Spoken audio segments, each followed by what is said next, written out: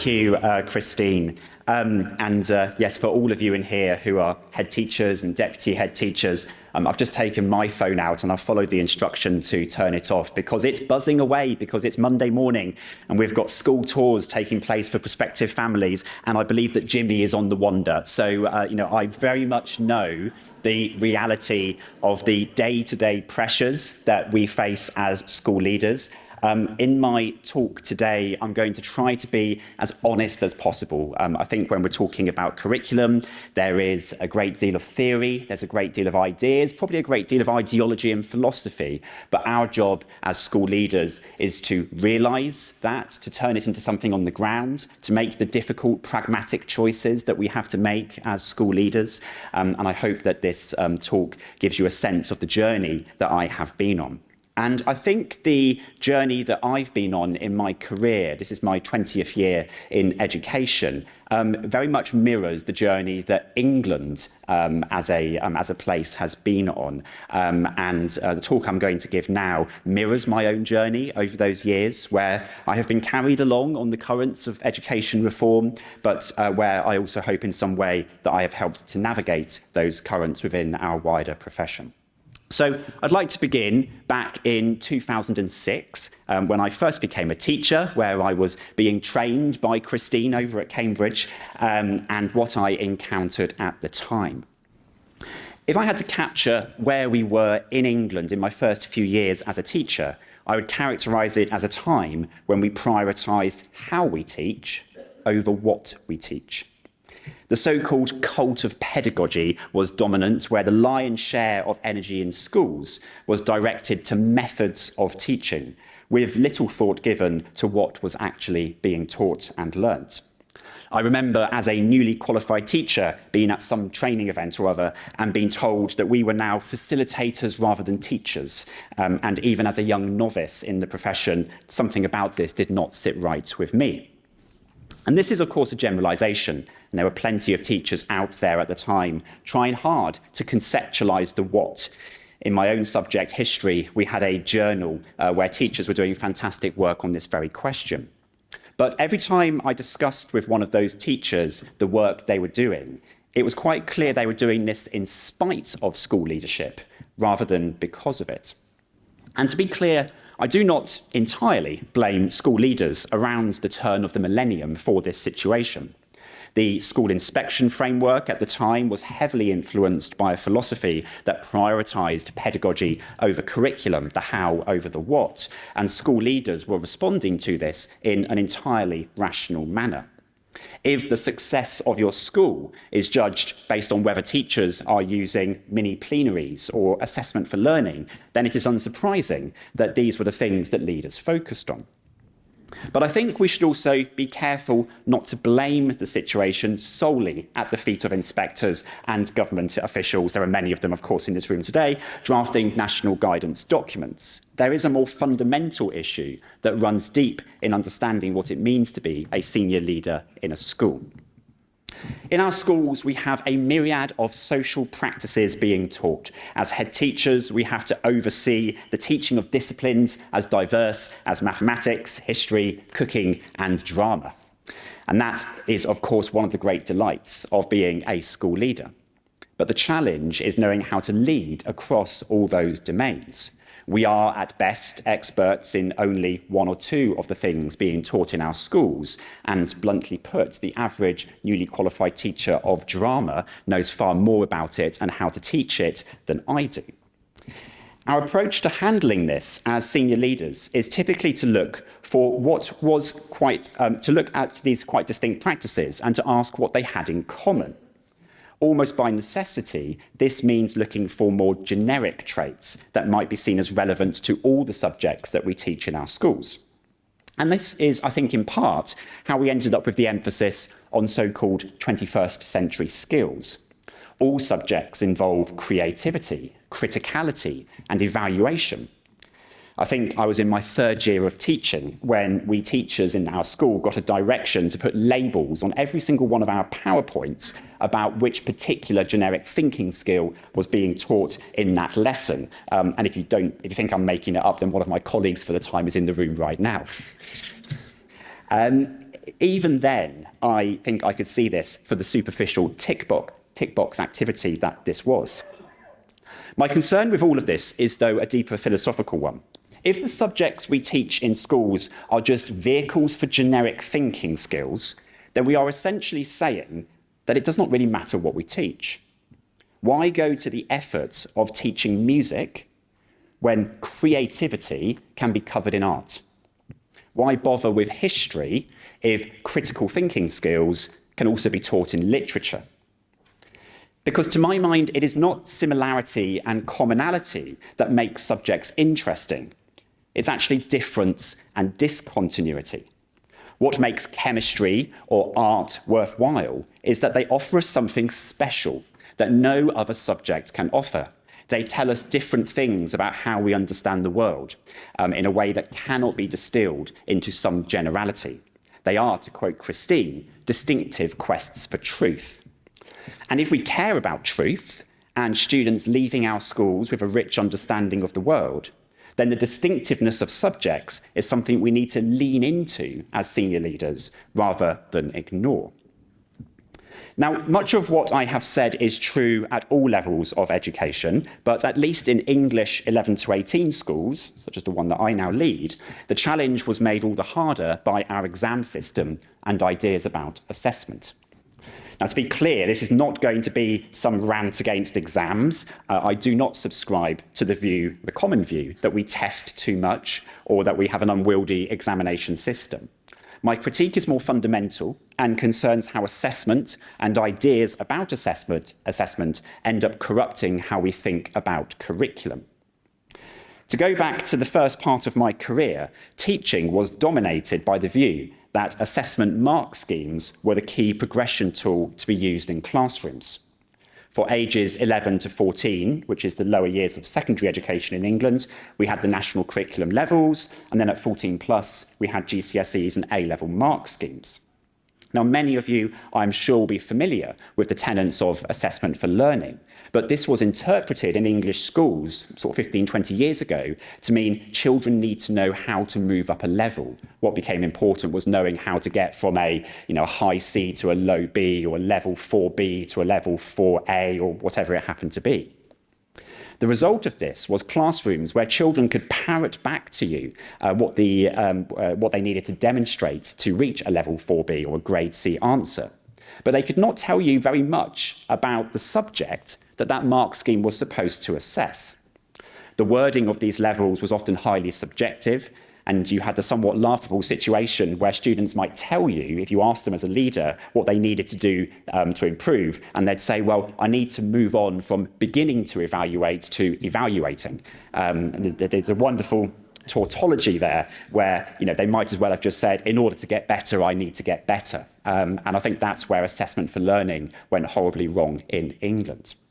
If you want a good account of that, I could do little better, I think, than recommend Daisy Christodoulou's book, Making Good Progress, which I think is probably required reading for senior leaders of schools across the entire world.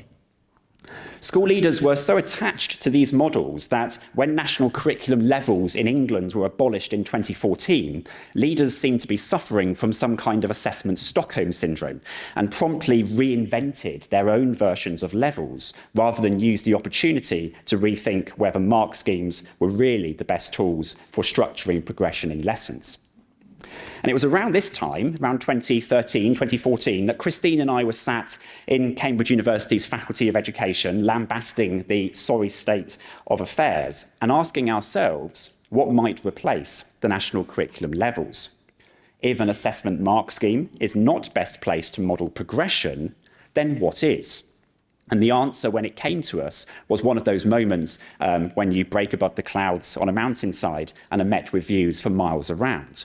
It's not a mark scheme that describes how you get better at a subject, it's the curriculum.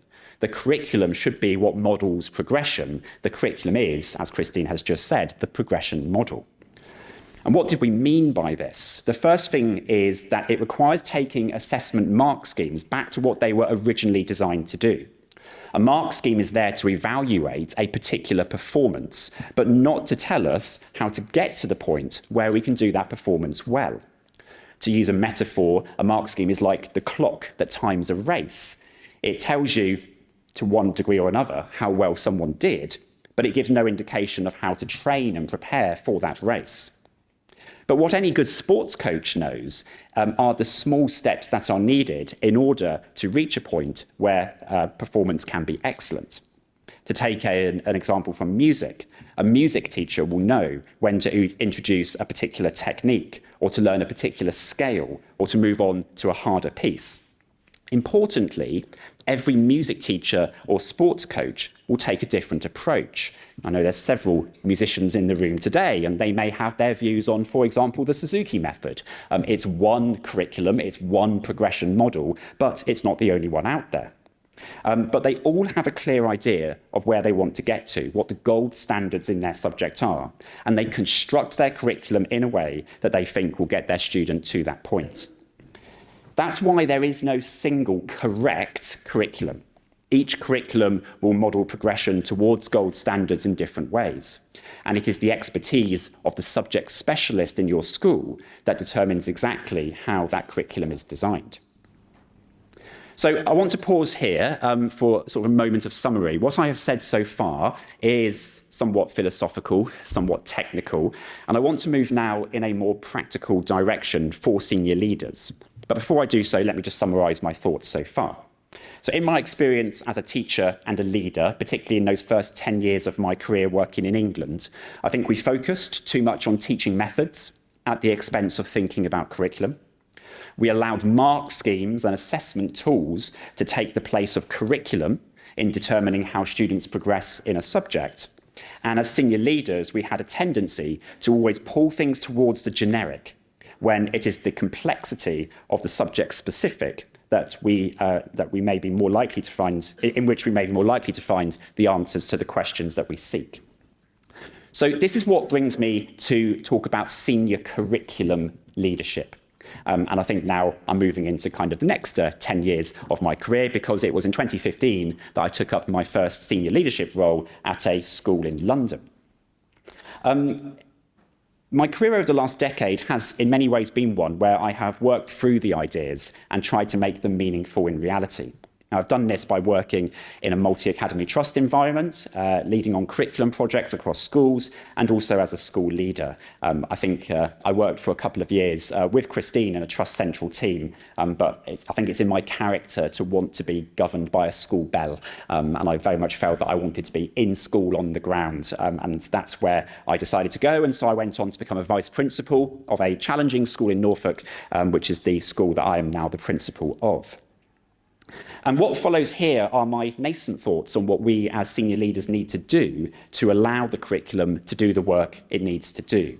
And I'll also be reflecting on some failures and what I am learning from these. I remember being told that as I became more senior, the job shifted from doing the work yourself to leading through others. And I think that very much mirrors the line from the minister that we had a few minutes ago. I must admit, I still find I have some way to go to realise this ambition, but it makes more sense to me now than it did 10 years ago. But what does it mean to lead curriculum through others? How can we assure ourselves and not fall victim to the usual genericism that we find in schools? I think the first thing we need to do is quite obvious, and it's to hire the right people. I know this might sound like the kind of thing that the CEO of a tech company might say, but I am convinced it is the most important thing we do as head teachers. When recruiting for a department head, for example, I'm looking for someone who knows way more about the subject and how progression in it can be captured in a curriculum than I do. Although as a senior leader, I might have some key role to play in, for example, teaching that person about our particular institutional structures, the approaches we have. What I really want is someone I can defer to. I need to trust that my head of history or my head of maths knows far more about what they are doing than I do. And that also means that to attract that kind of person, I need to give them the flexibility and the time to go out and be with other subject specialists. And I think that's what's so exciting about the work here in Northern Ireland with the curriculum reform, is the way that subject specialists from a range of different schools are being encouraged to come together to have those conversations. So once we've got our really talented, brilliant heads of department, our subject leaders in school, what do we then do as senior leaders? Well, I don't want to sound too laissez-faire about this, but I kind of think we just need to get out of their way. I think it's definitely a starting point of do no harm. I think once you've hired the right people, you need to move out their way. This is not about shirking responsibility or being unwilling to challenge curriculum leaders who, for whatever reason, do not seem to be working towards the standard I want. And I've had my fair share of those that I've had to deal with over the years. But on the whole, I think too many curriculum leaders in schools fail because they spend too much time trying to fulfill the whims of senior leaders, rather than thinking about their subject and how it is taught. Time is their most precious commodity. And if they are spending endless hours of department meetings and individual planning time trying to apply the latest critical thinking strategy or formative assessment strategy that the whole school has, then they are being taken away from the core work of considering how progression is modelled in a subject. Now, this is a fine line to tread and will vary a lot based on context, size, and the situation of a school. A school in turmoil probably needs some fairly hefty central direction from the top to get it into a functioning shape. A very small post-primary school with a few hundred students maybe does not have the scale to have developed subject-specific department structures and may need an alternative approach. But as a general starting point, I would say our subject leaders in schools are our most precious resource, and we are not using them to best effect if we, as senior leaders, are then pulling them towards something generic. So I guess I'm arguing us out of a job. Do we need to have senior leaders at all? Well, yes, I think we do. And there are, after all, an endless list of operational things that we have to do: create timetables, organise exams, manage data systems, run open evenings, and all of that. But I think there are two key strategic roles around curriculum that we need to consider. The first is about the intellectual direction of the school. The sad reality is that we have limited time and resources, and so we have to make judgments on the kinds of education we can offer, the range of subjects, the amount of time they get, and which students get to study them. We do not need to be experts ourselves in every subject, but we do need to be able to justify why we think a particular discipline deserves its place on the curriculum and how it complements what else we do. This is the kind of thing that has to be communicated clearly to parents, staff, governors, students, and all the other people that we work with.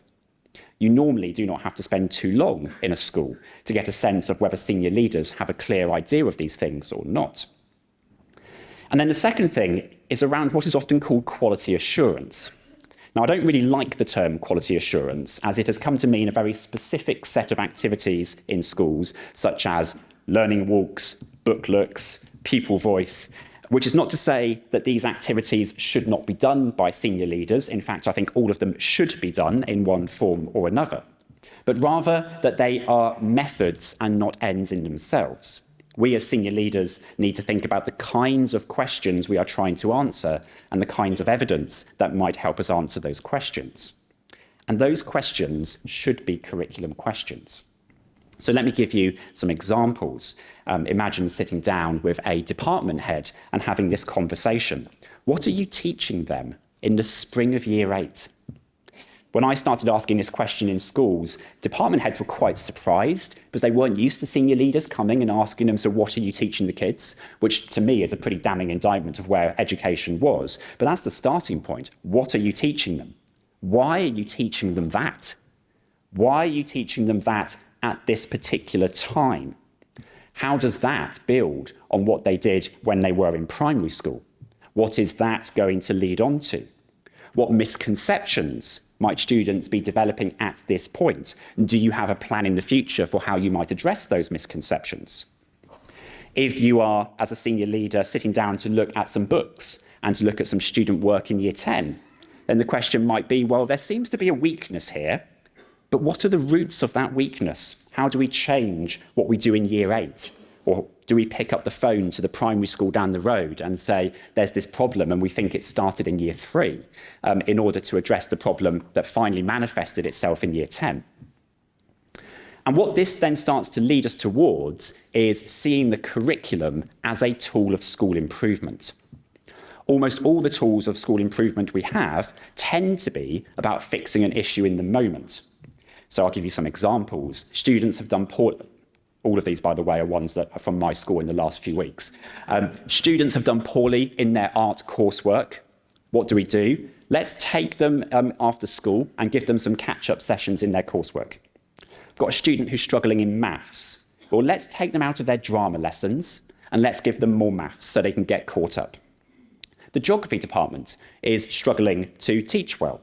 Well, let's get in a consultant who can help them with their classroom practice. Now, all of these are examples of what I understand businesses and in medicine and so on are called downstream solutions.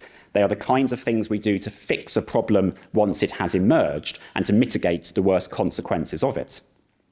Now, I do know that every time business terminology gets deployed in education, somewhere a fairy dies. And so with apologies to fairies, let's just consider for a moment what some upstream solutions to these problems might look like. Let's ask why the students are doing badly in their art coursework. Are there particular techniques, such as drawing or painting in perspective, that they maybe have not mastered? Or perhaps the students have little sense of different artistic traditions, which is preventing them from producing clear analyses of their work. Bluntly put, a few hours of after-school catch-up are not going to resolve these issues. Instead, we should ask ourselves, when were they learning to draw in perspective? What went wrong when they were learning this? How was it revisited and practiced at later points? Or have we not taught students enough about a good range of artistic traditions? Did we teach them and they've forgotten? And so do we need to create opportunities for them to bump into these time and again? And what you'll notice about all of these points is that they are curriculum solutions. They are, I'm afraid, not going to solve an acute problem for the current students doing their coursework, but they may well result in changes that mean we do not end up in this situation again in 3 years' time. Let's move to the maths example. In my school, which incidentally has the lowest primary school entry scores in Norfolk, we barely get them caught up to national averages by the time that they leave because of the low starting points they are on. In my school, we very regularly take students out of a non-core subject, so history or art or drama, in year 11 last year to get them caught up before the exam. But we all know that cramming is less likely to be successful than regular structured practice over many years. Is there a pattern of areas of maths that we have students struggling with? Almost certainly there are. So how do we need to change what we teach and when we teach it lower down the school? Once again, the curriculum becomes our upstream solution. And finally, why is our geography department struggling to teach well? I should be clear, I've got great geography teachers, but there can, of course, be a vast array of possibilities for what might be causing this. But in my experience in working in teacher professional development, it is remarkable the number of times I found that issues in classroom practice often stem from issues in subject knowledge. Now, it might be the teachers not fully understanding what they're teaching themselves, but more likely, it's them failing to grasp with what it means to take an idea and to turn it into something that students can understand. And of course, students think with what they already know. So when we are saying that students are not really understanding their teachers, then there is a reasonable chance that the issue lies in a curriculum design problem. Teaching is plagued with the so-called curse of the expert, where teachers assume too much on the part of their students. And although curriculum design will not solve this problem entirely, it is probably the best mechanism we have for dealing with it. Now, I'm sure when many of you applied for your leadership roles, you were asked to fill in one of those horrible grids that ask you to decide which things in school are urgent and not urgent and which things are important and not important. I hope that grid is familiar to most of you. And it's a sad fact that most of our day-to-day work is dealing with the urgent, important matters. But curriculum design is very often chalked into the important but not urgent category. As is the case in many sectors, we tend to focus on fixing the problems presented to us rather than preventing them from happening in the first place. Now, I would argue that one of our jobs as senior curriculum leaders is to get a curriculum design is to get curriculum design moved into that urgent category. Unless we prioritise it, we are just going to keep encountering the same problems year after year. So, having chosen to work on the front lines as a school leader, I've seen my fair share of examples of where a focus on curriculum can go wrong. And I want, in the last part of my talk here, to give you some examples of where I have seen it go wrong, so you can be on the lookout for these and nip them in the bud before they happen. I'm not sure you will find these things entirely avoidable, but I have picked the ones that I have seen most frequently or most worryingly. The first thing I want to say is that a focus on curriculum requires courage. A school is unlikely to see a significant improvement in exam outcomes after a year of focusing on curriculum. Curriculum is the long game. It may well be several years before any improvement is seen, and when we do, those improvements are likely to be incremental and likely to be subtle. I think it is not surprising, at least over in England, that the schools that seem to have had the greatest success with a strong focus on curriculum are those schools where they've just opened. I mean, free schools in England would be a very good example of that, and they've been able to focus on growing the curriculum with the school, designing it into the very sort of fabric of the institution. Introducing a new curriculum to an already operating school is much harder, and the rewards may not be immediate. So that requires us as school leaders to hold our nerves, and that also depends on those who govern our schools being on board with the reforms and understanding the timescales over which improvements can take place. The second issue I have seen is to use the military saying that no plan survives first contact with the enemy. Curriculum can turn out to be quite a theoretical affair, and there is a risk that a small group of people can spend a long time really refining a particular curriculum approach. But when that model is launched into the wild, it quickly turns up all kinds of misunderstandings and corruptions. And some very good examples of this can be, or bad perhaps, some very bad examples of this can be seen in how English schools jumped on the bandwagon of low-stakes quizzing and knowledge organisers, both of which are perfectly reasonable things to do. But if these things are created by people who haven't done the curriculum thinking that sits behind them, then we end up with quite superficial activities that, once again, are more interested in demonstrating the how of teaching rather than the what and the why.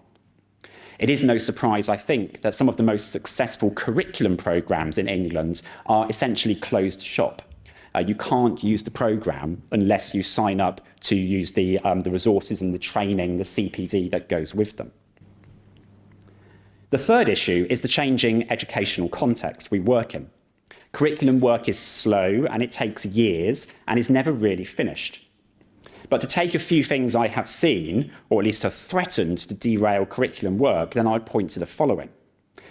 The global pandemic of 2020 arrived just at the point when schools in England were really grappling with curriculum questions, not least because a new inspection framework that focused on curriculum arrived in 2019. That pandemic, particularly the way it brought a lot of education online and then devastated school attendance in the subsequent years, wrought havoc with curriculum work. And although there were some green shoots that arose from the situation, I do not think that English school teachers and leaders have recovered the energy for the curriculum work that was evident in the period from, say, 2016 to 2020.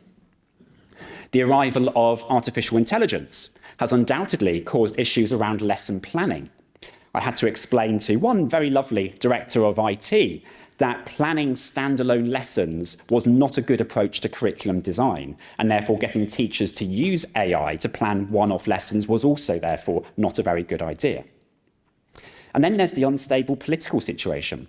And although I think the work currently being done in England at a government level is looking relatively benign, I withhold judgment, there is the issue that old debates have had to be dug up and rehearsed, which ultimately distract from the work at hand. In my spare time, I am a cathedral guide, and I show visitors around Ely Cathedral over in Cambridgeshire. And I often comment to visitors how we've lost the idea of a multi-generational project. A typical cathedral in the Middle Ages might take a century to build, and curriculum building is a bit like cathedral building. And given the issues we have in teacher retention in England, there may well be several generations of teachers come and go before a particular curriculum project is concluded.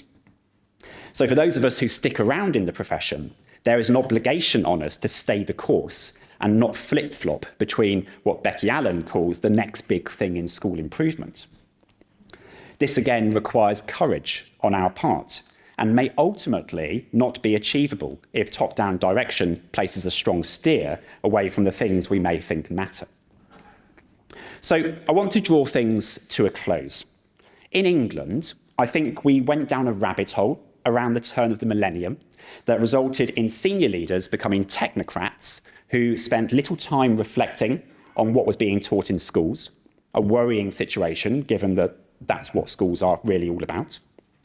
And over the last decade, we have, I think, taken some initial steps back towards thinking about what it means to lead a curriculum at a senior level. But this is a very fragile situation. And there is perhaps a complacency in England that the curriculum work is done.